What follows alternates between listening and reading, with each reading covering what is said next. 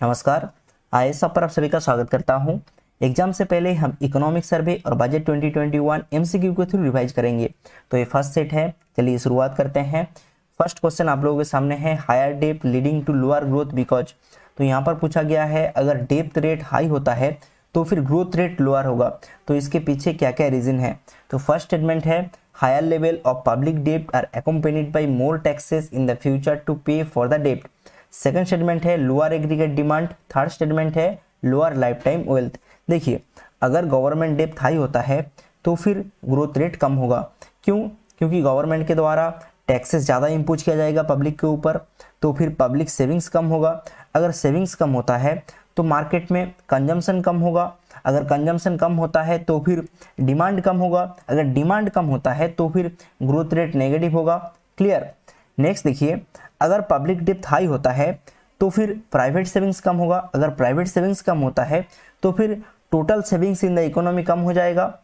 Next देखिए, upward pressure on the interest rate ज़्यादा होगा, तो इससे crowding out of the investment होगा, तो कंपनी इंडिया से बाहर जाएगा। अगर कंपनी इंडिया से बाहर जाता है तो फिर ग्रोथ रेट नेगेटिव होगा। तो यहाँ पर तीनों है काउंटर साइक्लिकल फिस्कल पॉलिसी के बारे में। तो यहाँ पर काउंटर साइक्लिकल फिस्कल पॉलिसी के बारे में दो स्टेटमेंट है, तो आप लोगों को बताना है कौन सा स्टेटमेंट यहाँ पर करेक्ट है। तो फर्स्ट टाइम इकोनॉमिक सर्वे के अंदर मेंशन किया गया है काउंटर साइक्लिकल फिस्कल पॉलिसी के बारे में। तो फर्स्ट हमें पता करना होगा साइक्लिकल फिस्कल पॉलिसी क्या होता है।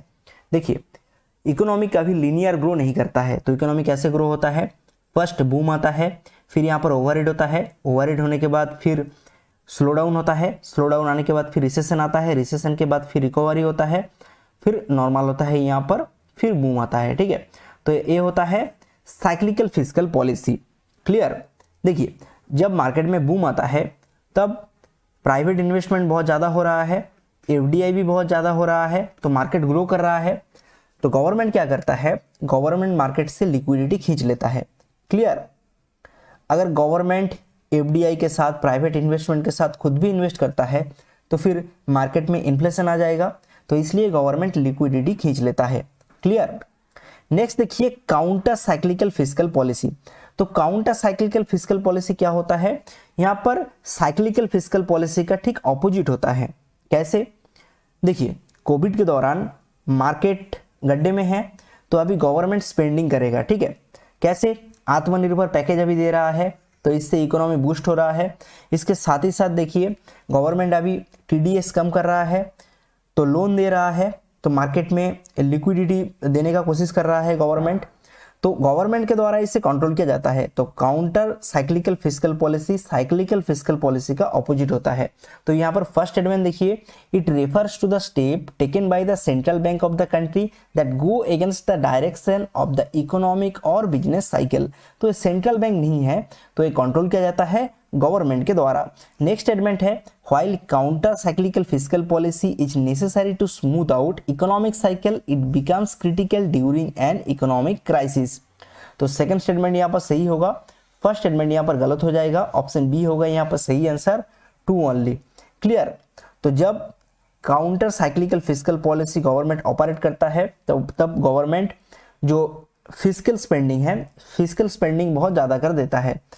नेक्स्ट क्वेश्चन यहाँ पर पूछा गया है डेप्थ सस्टेनेबिलिटी के बारे में। In Indian context depth sustainability depend on difference between. तो डेप्थ सस्टेनेबिलिटी का मतलब क्या होता है? देखिए, सपोज आप लोन ले रहे हैं, तो आप कितना लोन लेंगे? जितना आपका सैलरी होगा उसी के हिसाब से आप लोन लेंगे ना, तो इसी को कहा जाता है डेप्थ सस्टेनेबिलिटी। मतलब कि जो लोन आप ले रहे हैं उसे आप चुका सकते हैं। तो हर एक कंट्री का डेप्थ होता है, तो डेप्थ सस्टेनेबिलिटी का मतलब क्या होता है? Interest rate and growth rate. तो इसे मेजर किया जाता है IRGD, एक टर्म है, इसके सहायता से interest rate, growth rate, differential. अगर आपका ग्रोथ रेट ज़्यादा है, इंटरेस्ट रेट कम है, तो फिर IRGD नेगेटिव होगा। अगर आपका ग्रोथ रेट कम है, इंटरेस्ट रेट ज़्यादा है, तो फिर IRGD पॉजिटिव होगा। अगर IRGD नेगेटिव होता है तो फिर आपका डेप्थ सस्टेनेबल है। अगर IRGD पॉजिटिव होता है तो फिर आपका डेप्थ सस्टेनेबल नहीं है। क्लियर? इंफ्रास्ट्रक्चर पाइपलाइन के बारे में कौन सा स्टेटमेंट करेक्ट है? फर्स्ट स्टेटमेंट है, it include both economic and social infrastructure projects. Second statement है, it has investment from both public and private sectors. Third statement है, under this health, education and agriculture constitute 70% of the projected capital expenditure in infrastructure in India. देखिए, national infrastructure pipeline के बारे में economic survey के अंदर mention किया गया था। तो नेशनल इंफ्रास्ट्रक्चर पाइपलाइन के अंदर इकोनॉमिक और सोशल इंफ्रास्ट्रक्चर प्रोजेक्ट को इंक्लूड किया गया है, तो ये बिल्कुल सही है। सेकेंड स्टेटमेंट देखिए, अभी इंफ्रास्ट्रक्चर पीपीई मोड में हो रहा है। It has investment from both public and private sector, तो इसलिए सेकेंड स्टेटमेंट भी सही है। तो यहाँ पर ध्यान दीजिए, इंफ्रास्ट्रक्चर के बारे में कहा गया है नेशनल इंफ्रास्ट्रक्चर पाइपलाइन। तो इंफ्रास्ट्रक्चर के अंदर क्या एग्रीकल्चर आता है? तो एग्रीकल्चर तो इंफ्रास्ट्रक्चर के अंदर नहीं आता है, तो इसलिए स्टेटमेंट 3 यहाँ पर रॉन्ग हो जाएगा। ठीक है, under this health, education and agriculture constitute 70% of the projected capital expenditure in infrastructure in India. ठीक है, तो 3 यहाँ पर गलत हो जाता है, तो इसलिए बी और डी यहाँ पर रॉन्ग हो जाएगा। बाकी रहता है ए एंड सी। तो ए एंड सी के अंदर सी होगा यहाँ पर राइट आंसर 1 एंड 2। तो एक बार जल्दी से देख लेते हैं। देखिए, इकोनॉमिक सर्वे 2021 के अंदर नेशनल इंफ्रास्ट्रक्चर पाइपलाइन के बारे में मेंशन किया गया था। तो इसका योजना है 2019-20 से लेकर 2024-25 तक। ठीक है, तो कौन कौन सा सेक्टर को इंक्लूड किया गया है? एनर्जी सेक्टर, तो energy sector 24%, road 19%, urban 16%, railway 13% और पीपीई मॉडल में होगा। और यहाँ पर देखिए 39:39:22 फॉर्मूला में होगा। क्लियर? कैपिटल एक्सपेंडिचर, और इसके लिए एलोकेट किया गया है 102 lakh crore. Next question, question number 5 में पूछा गया है Which of the following statement best describe basic reproduction number in the context of COVID-19? तो यहाँ पर आप लोगों को बताना है कौन सा ऑप्शन सही से डिस्क्राइब करता है basic reproduction number in the context of कोविड-19। फर्स्ट स्टेटमेंट है the expected number of new cases of the disease caused by a single individual. Second statement है the expected number of death among the positive cases over the particular period of time. Statement number 3 है it is the rate of recovery from कोविड-19। और statement number 4 है it is the number of patient getting affected by covid first time. देखिए, यहाँ पर first option सही होगा, the expected number of new cases of the disease caused by a single individual, मतलब कि एक सिंगल इंडिविजुअल कितने लोगों को इफेक्ट कर रहा है, तो इसे ही कहा जाता है बेसिक रिप्रोडक्शन नंबर। तो बेसिक रिप्रोडक्शन नंबर को डिनोट किया जाता है आरओ से। ठीक है, तो आरओ के ऊपर जब कोविड-19 फैल रहा था, इसके ऊपर रिसर्च किया जा रहा था। तो देखिए, आरओ का जो वैल्यू होता है ना, वो 0 से 1 तक होता है। अगर 0 है मतलब कि एक इफेक्टेड पर्सन सबसे कम लोगों को इफेक्ट कर रहा है, अगर 1 के आसपास है तो फिर एक सिंगल इंडिविजुअल बहुत ज्यादा लोगों को इफेक्ट कर रहा है। ठीक है, तो इसे कहा जाता है आरओ नंबर। ठीक है, क्वेश्चन नंबर 6, तो यहाँ पर 2 स्टेटमेंट है, तो आप लोगों को बताना है कौन सा स्टेटमेंट यहाँ पर करेक्ट है। फर्स्ट स्टेटमेंट है the germ theory was proposed by Louis Pasteur. Second statement है he is consider as a father of hand hygiene and infection control in hospital.